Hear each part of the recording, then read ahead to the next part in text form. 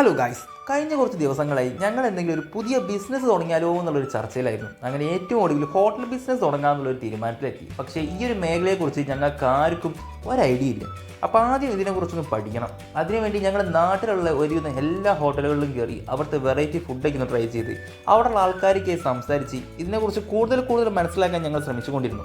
അങ്ങനെ അടുത്ത ദിവസം ഭീമൻ അവൻ്റെ കുറച്ച് ബന്ധുക്കളുണ്ട്, ഹോട്ടൽ മേഖലയിൽ വർക്ക് ചെയ്യുന്ന ആൾക്കാരാണ്. അവരെയും വിളിച്ച് കൂടുതൽ വിവരങ്ങളൊക്കെ അന്വേഷിച്ചു. അവരും പറഞ്ഞ വിവരങ്ങളൊക്കെ വെച്ച് നോക്കുമ്പോൾ തൽക്കാലം ഞങ്ങൾക്ക് ഇപ്പം തുടങ്ങാൻ പറ്റിയൊരു പരിപാടിയല്ല ഹോട്ടലിൽ ഞങ്ങൾക്ക് മനസ്സിലായി. കാരണം അത്യാവശ്യം നല്ല പൈസയൊക്കെ ഇതിലേക്ക് ഇറക്കേണ്ടതുണ്ട്.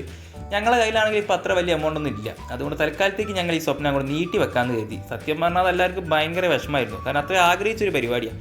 പക്ഷേ തൊട്ടടുത്ത ദിവസം തന്നെ അബി പുതിയൊരു ഐഡിയയും കൊണ്ടുവന്നു. അതാണെങ്കിൽ ചെറിയ ബഡ്ജറ്റുള്ള ഒരു പരിപാടി. അത് ഞങ്ങൾക്ക് ഭയങ്കര ലൈക്കായി.